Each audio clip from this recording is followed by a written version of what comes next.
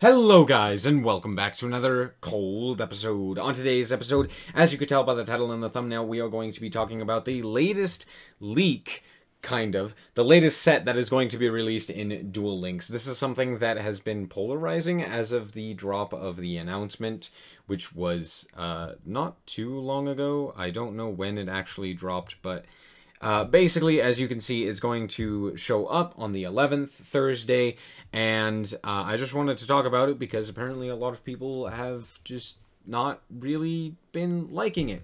So, first and foremost, I want to mention that Book of Moon is getting a reprint. So if you do not already have Book of Moon, or if you don't have your playset of Book of Moon, this is great. It's a super defining feature to the meta, and I would highly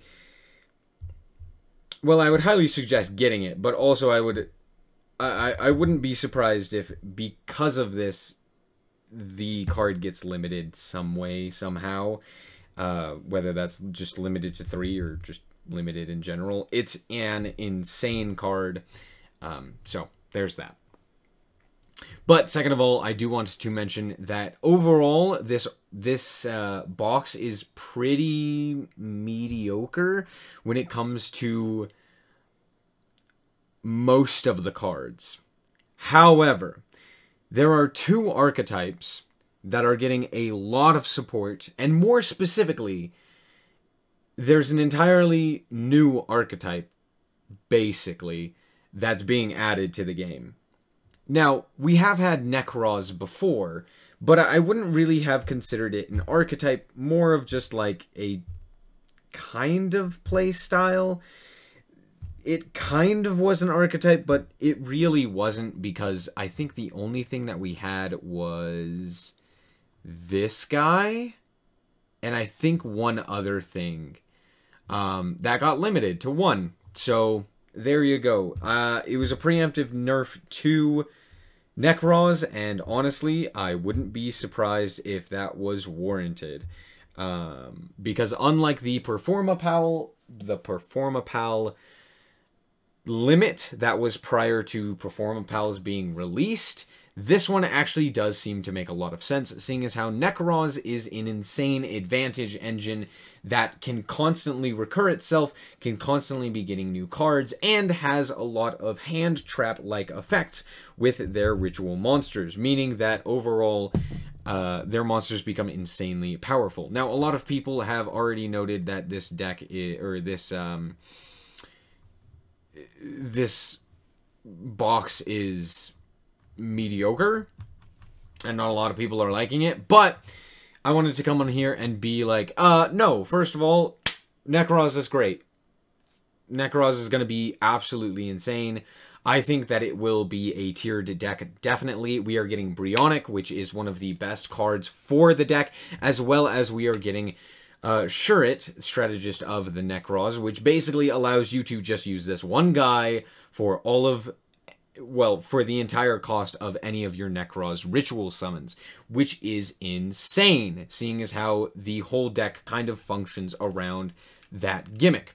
If we look at Nekroz Mirror as well as Nekroz Cycle, they say that you have to have the exact level of the monster in order to ritual summon it, and all of the Nekroz cards say you specifically cannot use any of that specific leveled monster for its ritual summon, meaning you can't use a Nekroz of Deceive Armor to ritual summon a Nekroz of Deceive Armor, because they're both level 10, right?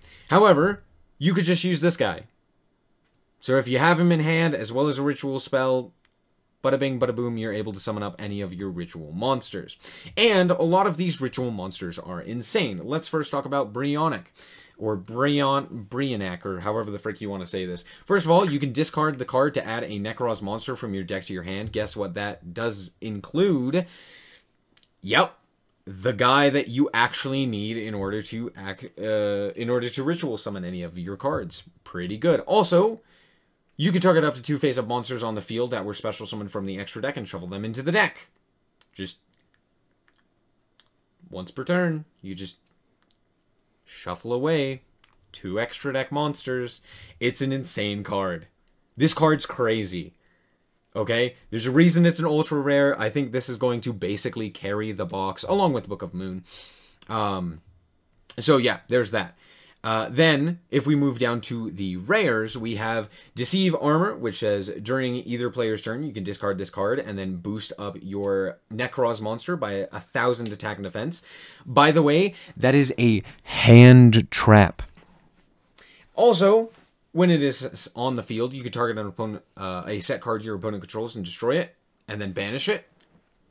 That's pretty good.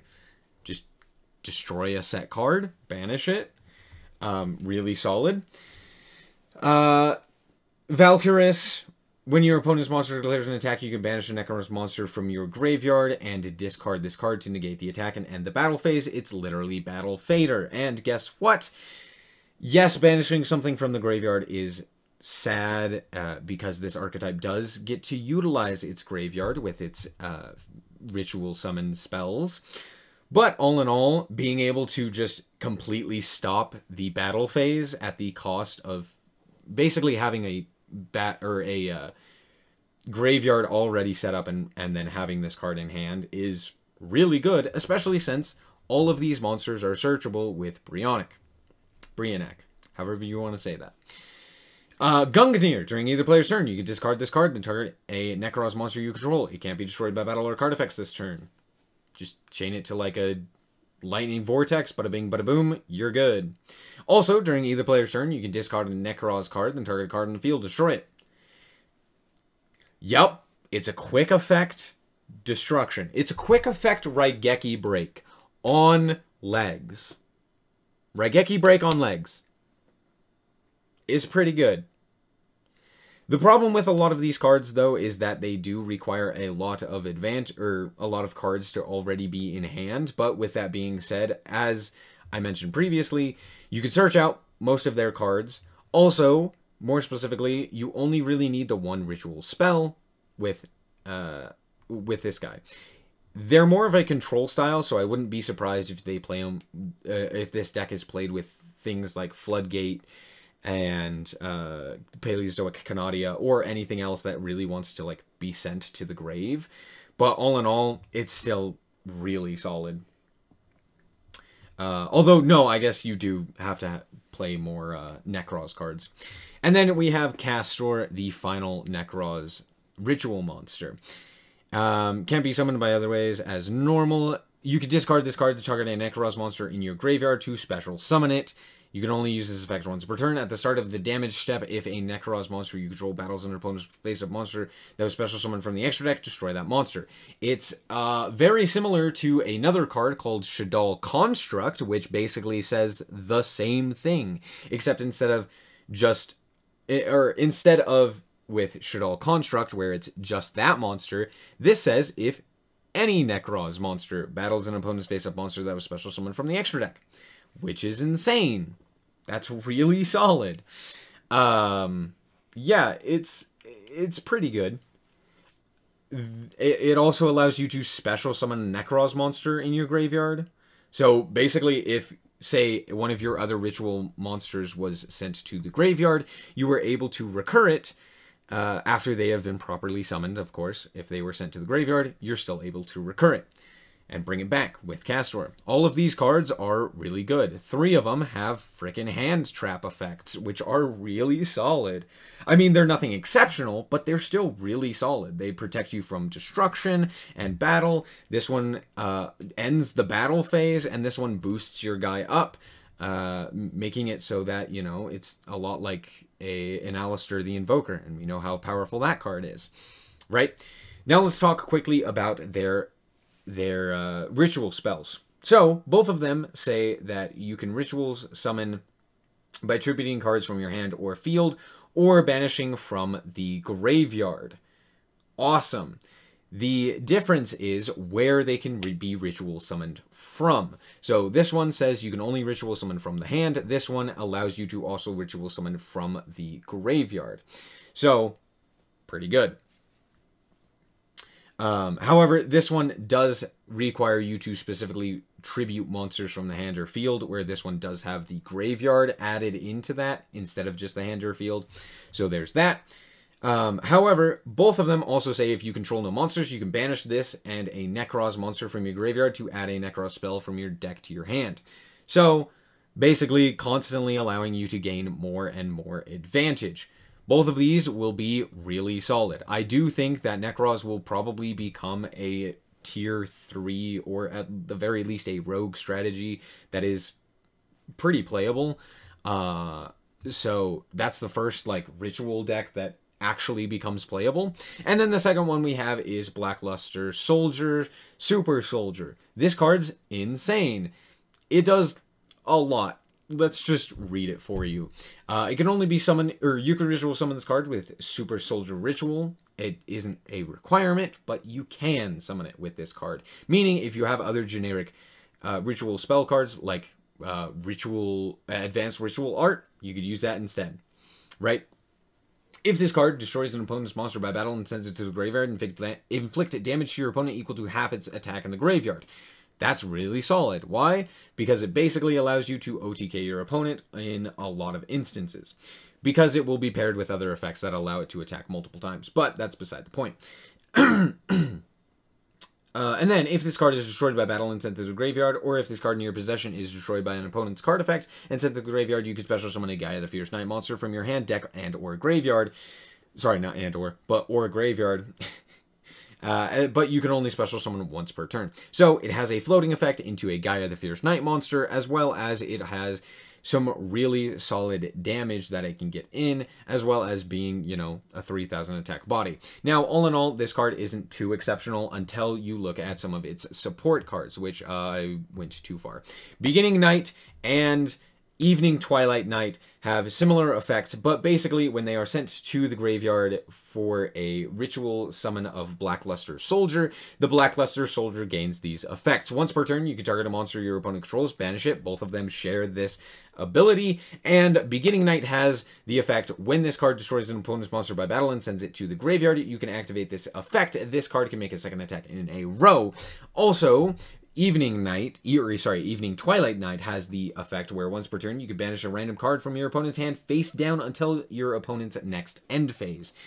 Meaning, you could potentially get rid of hand traps, which is actually really good against Necroz, which is funny enough. But also, it's just good in general, seeing as how we have a lot of battle-based hand traps like Kiteroid, Sphere Karibo, and Battling Boxer Veil, all of which would be disrupted by this.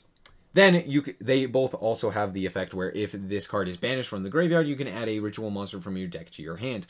Meaning, if they were used along the lines of, you know, something with the Necroz cards, right? If you were, say, to go into a level 8 utilizing these two cards, you could instead of you getting the effect for something like a Blackluster Soldier, you could instead banish them from the graveyard to get yourself up a ritual monster from your deck to your hand, right? Potentially going into another Blackluster Soldier, or you could potentially grab one of your other Necroz cards. So, all in all, yes, it is not necessarily the strongest of archetypes. Is it going to be something that is meta-defining? No, absolutely not. But Necroz were tier 0, I believe, for a very short stint before quickly being punished by something like Ritual Beasts, I believe, in the TCG. So, all in all, while Necroz may not be extremely powerful in Duel Links, they do have the potential to be a very competent archetype